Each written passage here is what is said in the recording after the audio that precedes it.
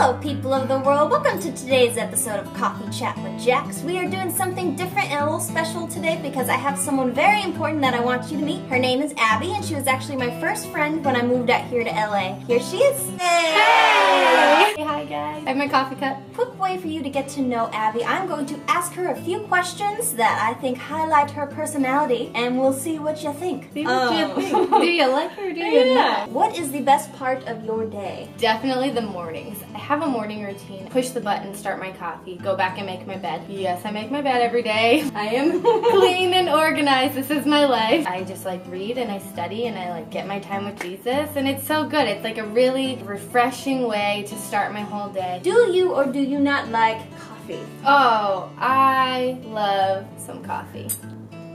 That's gonna be the thumbnail. I'm excited.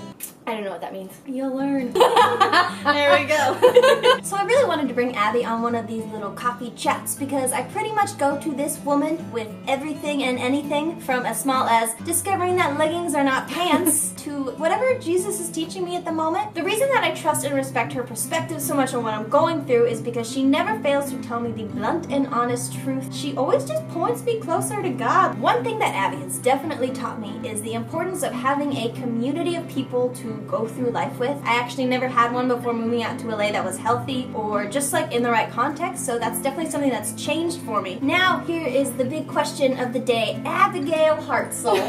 Full name. What are your thoughts on the importance of community? Community is so huge. If you are going through life just on your own, first of all, that's so scary and lonely. Who wants to do that? You always need friends. Even more than that, you need good and true friends that are gonna tell you the truth, even if it hurts sometimes. Hey, that thing that you're doing kind of sucks actually for your life, and I want you to have a better life than that, so maybe don't do it anymore. Being really honest, even if it's hard and even if it's scary, that's a true friend, not just somebody that is your yes man. Having a yes man is only cool until they say yes to something really horrific and then you do it and you're like, man, that was horrible. All that does is make you feel good about yourself.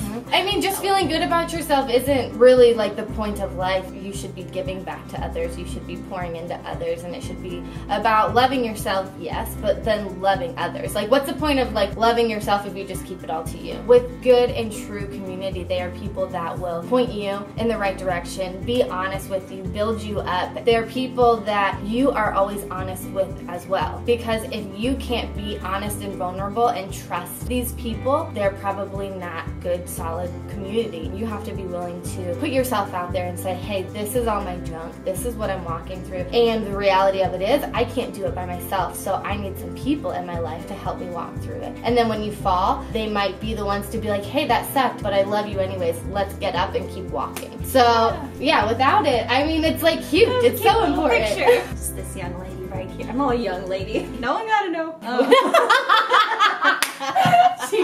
No one gotta know how old you really are, girl.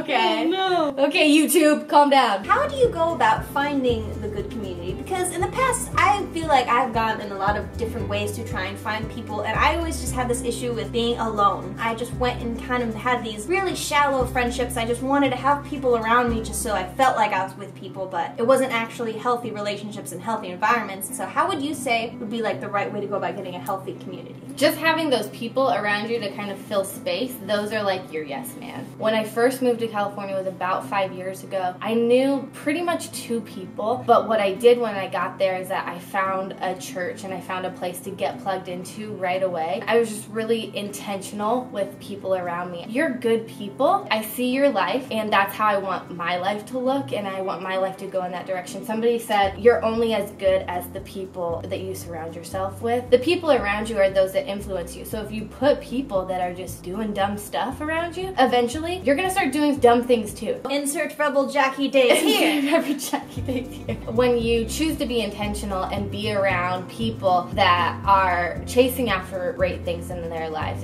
are pursuing God, and you can see that, even if they're struggling, you know what I mean? Because nobody's perfect, we all have bad days, but just the fact that they're constantly going closer, trying to be better, and saying God, whatever you have for me, that's what I want. That's where I want to go, that's who I want to be. Find out how you can volunteer at a church or a nonprofit. When you do that, you're also going to be surrounded by other people that are doing that same thing too. When you started serving, did you not not instantly like make new friends and build new relationships. That's actually like how it happened. Like I know that sounds like just generic advice, but it's legit, so you should do it. Literally what I did with Jackie, I like walked up and was like, oh, I've never seen you before. What's your name? Oh, here's my number. What's your number? Cool, let's hang out. Like your time is the most valuable thing that you have, and more valuable than money, more valuable than any of your stuff. Let me find somebody, build a relationship, get to know them. If they want to build a relationship back, then that'll be known. And then you become great friends and you get on YouTube and it's cool things. A really big thing that has come with community that I have learned is just being able to commit to a group of people that are not always going to agree with you and not always going to want to do what you want to do. In my past, I used to take that and kind of jump around from group to group because I was like, oh, these people, there's drama here. But if you do that, then you're going to keep moving around and you're never going to be able to find people to go through life with, because guess what? In groups of people, they are people who are not perfect. So it's really just committing to a community. Yeah, that's really important in churches, in friendships, whatever. Like Jackie said, we're all just people, so we're gonna mess up no matter what. There's gonna be days where I say something that hurts you. If you just choose to be hurt by that, not ever come to me and be like, hey, that hurt me, and let's walk through it. If you're just like, oh my gosh, that hurt me, deuces, I'm gone, how am I ever gonna be able to grow and learn how to be better and not hurt you in the future? Maybe I had no idea that what I did or what I said was even offensive. Talking and sharing, that's how you grow together. That's how you build relationships. You have to be willing to share and be honest and say, I believe that you didn't mean to hurt me in this, but I need to tell you that it did hurt. Can we talk about it? That will help you to not feel like you have to jump from community to community. You're not just sitting in your hurt. You actually get to forgive and move on. And that's how you get better. That's what I meant at the beginning when she's like, or I was like, she's honest and blunt, and that's how we like them. That's how we like them. I do this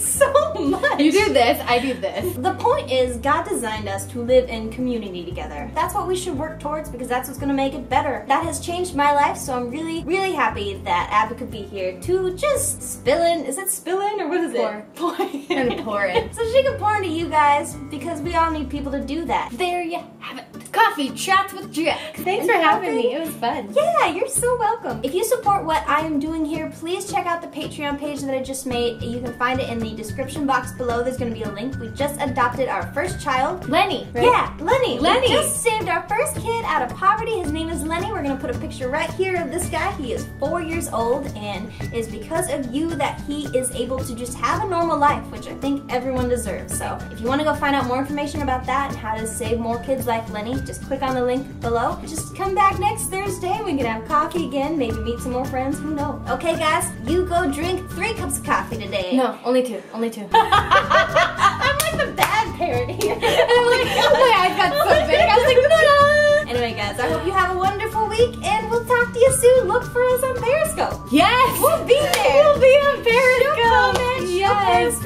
Okay guys, have a great rest of your weekend.